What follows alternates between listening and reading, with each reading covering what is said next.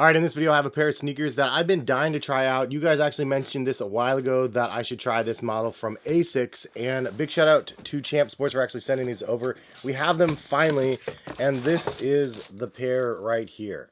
This is the ASICS Gel Nimbus 24, and I have to say it definitely lived up to the hype.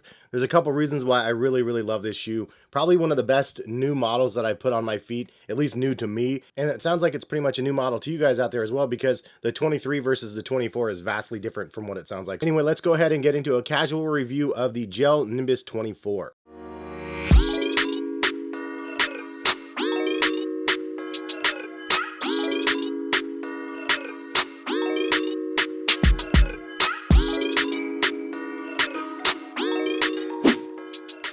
What is going on, guys? Hess here. Hopefully having a good day out there. Thank you guys for stopping by and watching. If you guys are new to my channel, please consider subscribing. And if you guys are enjoying the content, please drop a like on the video. It's much appreciated when you guys do that. CollectiveKicks.com. I post a bunch of sneaker deals on a weekly basis, so check the link in the description to head over to my website.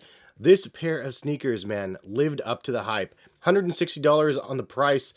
It was an interesting looking shoe. Honestly, I looked at it and I was like, it looks like just basically like an ASICS gel shoe. It doesn't look like anything fancy, but the midsole and the upper combination on this shoe is unbelievably good. At any point, if you guys are interested in buying a pair of these, check the link in the description. It will take you over to Champ's site where you can purchase your own pair. It is an affiliate link, which means I do get a kickback from your guys' purchases, and it lets Champs know that you guys actually rock with the channel and made the purchase through my channel as well. So it is always much appreciated. Now, I actually got a size 10 men, so I went up a half of size, and I also got the wide version. So they do offer wide feet versions.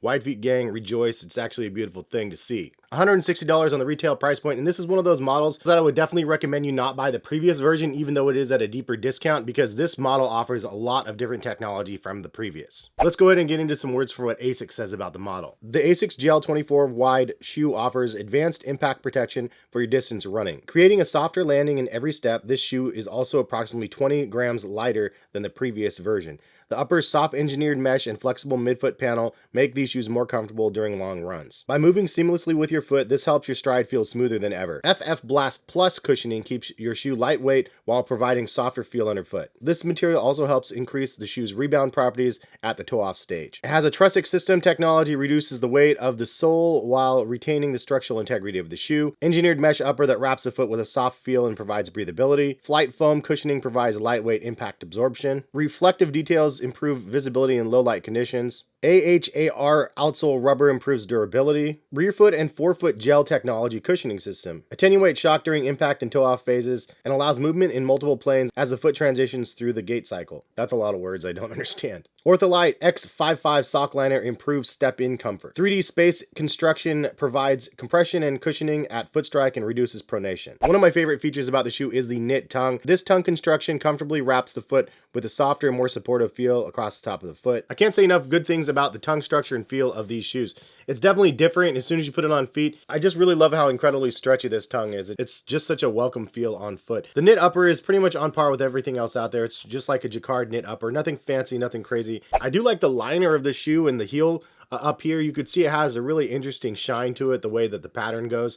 I think it looks really plush and luxury, honestly, but it feels really good as well. That paired with the fact that they have the wide foot friendly version is a huge plus. But then you get to this midsole. Now, I've tried 3 or 4 different versions from ASICS so far. The high-end runner ones I haven't really tried. I've tried one of the rocker ones. It wasn't my favorite. The Nova Blast 2 is a really excellent max cushion pair of sneakers as well. Budget price too at $130. You can actually get the first version on sale for about $100, and I'll link them in the description if you guys are interested. The Kinsei Blast was actually a really good shoe as well. It kind of reminds me of this shoe, but a little bit firmer underfoot. That one has like 3 or 4 different sneaker cushioning technologies mixed into one shoe. It's a really crazy shoe, and the price point of that one's actually more expensive at $180. So the sweet spot in between though is this shoe right here, and it's $160, and it has a softer FF Blast Plus midsole, which the Nova Blast 2 does not have. It just has the FF Blast, so the plus is not included there, which actually makes this one pretty darn soft. I don't know for sure, but I wonder if the Nova Blast 3, when it comes out this year, if it will have the Blast Plus. I'm assuming so, because this stuff is pretty great. It's honestly kind of confusing though, because there's the Flight Foam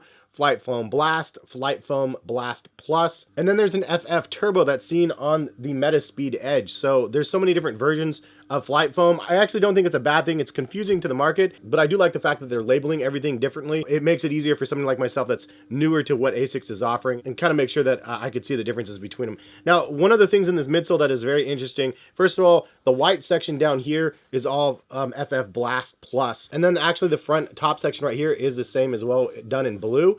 However, when you transition up, there's a little cut right here, and you can see there's actually flight foam instead, which is actually firmer than the other stuff on the bottom.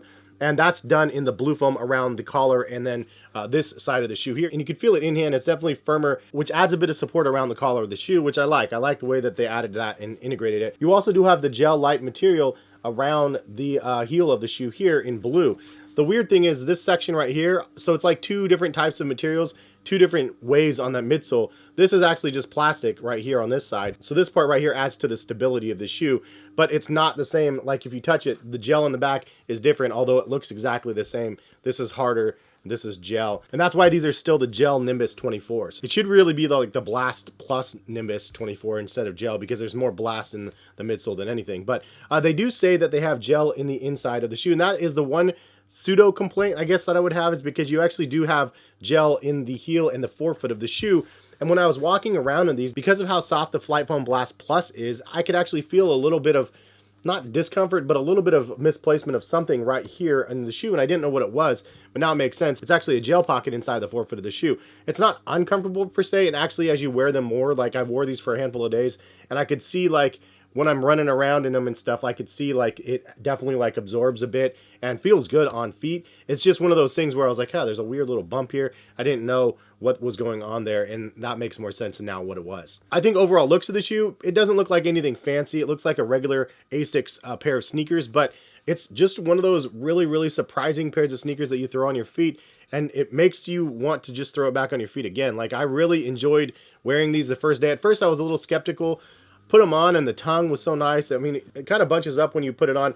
You just pull on the pull tab and it just straightens out the tongue. It felt great. The heel collar and padding is just really, really plush. Love that. The tongue might not be as plush for some people as what they want, but I love the knit on that, and I like the fact that it's a knit tongue, but not done in a traditional knit way where it's like stretchy knit material around and it basically just looks like you're wearing a sock. It looks and feels like you're wearing a regular sneaker. I actually prefer the elongated tongue. Again, this is for casual wear, but I like the tongue a little bit longer. It just makes it feel more like a regular sneaker instead of like a sock like upper for like running. The traction on the outsole is actually really good as well. I didn't notice any slippage and stuff outside and in through my hardwoods downstairs and stuff. It was really, really nice. There is some exposed foam down here in the middle, and I'm curious how that will wear over time. But I've noticed that from the Nike React Age onward, like stuff that looks like it's going to wear down very, very easily doesn't necessarily mean it will. It might not look the prettiest, but it definitely is something where it can withstand some extra pounding, and I feel like this probably is going to be the same way. But if you guys have a difference in opinion, or who have questions about the durability or answers about the durability of these, leave a comment in the comment section. Also, if you've tried these and you like them or dislike them, leave a comment and let other people know what you like or dislike. If I had to give this some sort of a comfort shoe rating, I would give it probably an 8.5 out of 10. I mean, it's really, really good. When I do my new list of comfort sneakers for 2022, this one absolutely is going to be in that top 10 list. It's just one of those shoes that I just really like the feel of as soon as I put them on. And as I'm like looking through a handful of sneakers to wear out and about, I like choosing this one to throw on my feet over some of the competition out there. If I had to throw in one negative thing about the shoe, I would just say it's probably the overall weight. It's about 10.8 ounces, it seems like. So it's definitely not the lightest shoe. There's other options that are much lighter on the market, but for the pure comfort and the fit and the feel of the shoe, this is a really, really good shoe. Again, I'd give it like a solid 8.5 out of 10. Where does it land on my top 10 comfort shoes this year though? I'm not sure yet. We'll find out soon whenever I get that video done, because there's so many other shoes coming out this year that it's hard for me to try to nail that down so early. But I'm really glad that I tried these out. And big shout out to you guys out there that mentioned that this was a comfort sneaker. As soon as you guys mentioned it in some of my comments, I went out and researched it. I watched some of the other running reviews about the shoe, and from the runner's perspective, they seem to be raving about this sneaker as well. But from a casual perspective, it's definitely a crossover sneaker. You can wear this one casually, very, very comfortably. you're going to set a personal PR when you go to Costco next time. I could definitely see this as a vacation shoe as well. With that knit tongue and the comfort and cushioning of this shoe, it definitely could be like a top 5 sneaker for vacations as well. But I'll have a couple top 5, top 10 videos that I will be covering with comfort sneakers, and you can guarantee that this pair is going to be in that. So appreciate y'all for mentioning these, and big shout out to Champ Sports for sending them over. It is much appreciated that you guys did that. They sent the shoes over. I have the freedom to say whatever I want about the product though, but it's nice to be able to get the product in hand from a company like Champ. So Jonathan, thank you.